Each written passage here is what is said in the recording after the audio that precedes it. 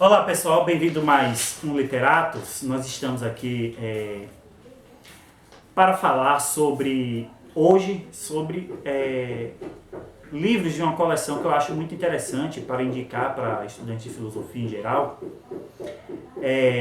sobre uma coleção que trata de de determinados temas da filosofia. Claro que a gente tem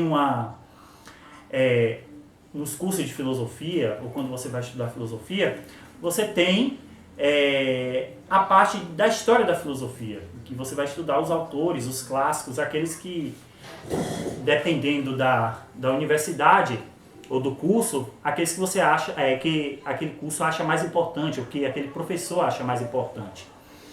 E essa coleção que eu vou mostrar aqui para vocês é uma coleção interessante porque trata sobre temas de filosofia, não necessariamente de autores, obviamente vai entrar sobre os autores que trabalham sobre esses temas.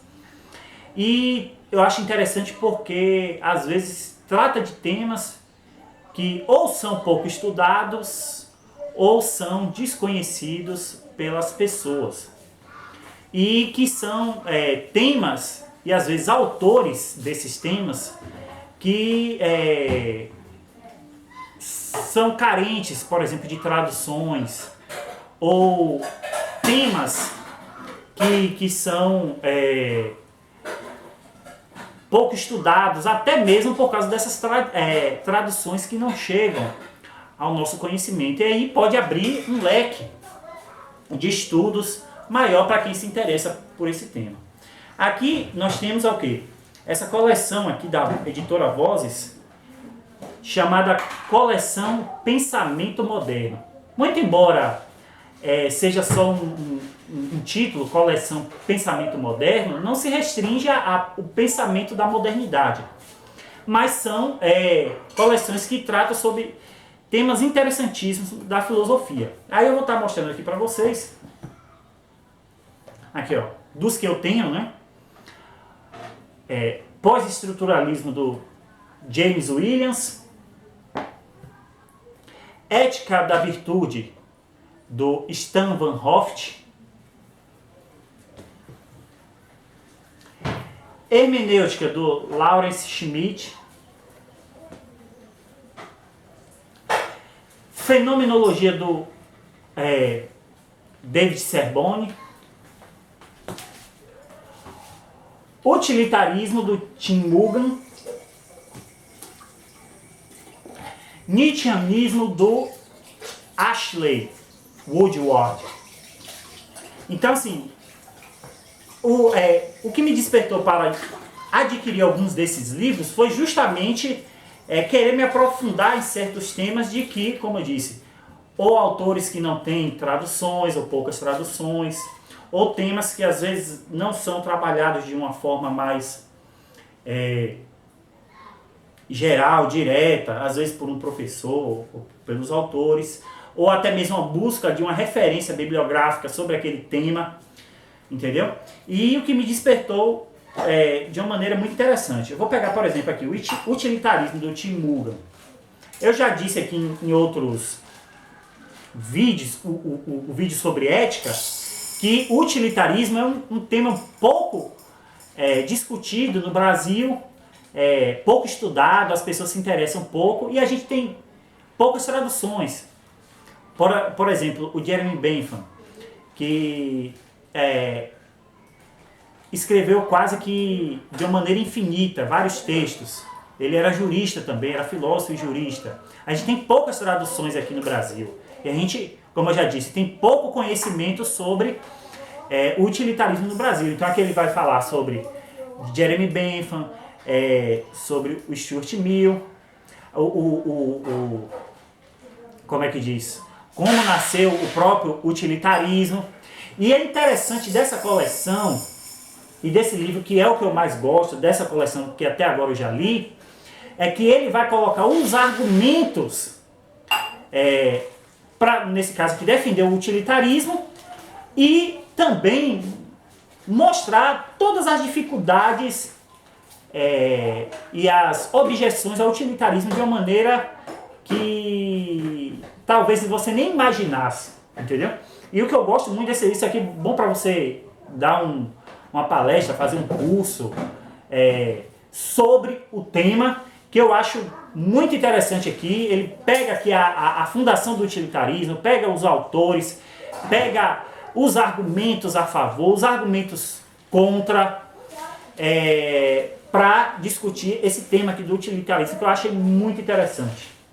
Por exemplo, vou pegar aqui Hermenêutica, do Lawrence Schmitt. Aqui ele também vai colocar os principais debatedores da hermenêutica, desde o seu surgimento, Schleiermacher, você tem Gadamer, Martin Heidegger, Paul Ricoeur. Então você vai ter aqui os principais autores que vão trabalhar a questão da hermenêutica e o debate e a construção do debate sobre a hermenêutica. E, ou seja, como eu estou dizendo, esses livros aqui, eles debatem de uma maneira muito interessante, seja para uma pessoa que está começando o assunto, seja para quem é um professor, já conhece, e para dar uma aula para os seus alunos. Por exemplo, aqui, ó, Ética da Virtude. Ética da Virtude, enquanto tema, é um tema pouco trabalhado. Então a gente tem aqui Aristóteles, você tem Nietzsche, você tem Philippa Foot, você tem Elizabeth Anscombe, você tem o Alasdair MacIntyre, tratando, ou seja, pegando a ética da virtude desde Aristóteles, pegando com Nietzsche, pegando com Philippa Foot, e toda a discussão contemporânea, com as referências, com as indicações bibliográficas para você se aprofundar no assunto e mostrando o debate contemporâneo, que eu acho muito interessante. Então, ou seja, nesse caso aqui da ética da virtude, mostrando que a ética da virtude ela não morreu. Então, é muito interessante. Outra coisa interessante nessa coleção é que em vários desses livros você tem um quadro sinótico de um resumo, de frases para você decorar ali, que esclarece pontualmente cada pensamento e questões para você se resolver. Por exemplo, você tem aqui a questão do pós-estruturalismo, você tem Jacques Derrida, você tem Deleuze, você tem a Judith Butler, você tem o François Lyotard, que também é um tema pouco estudado. Muitas vezes você pega e estuda um autor específico, mas às vezes você não, entende o pensamento daquela corrente filosófica como um todo.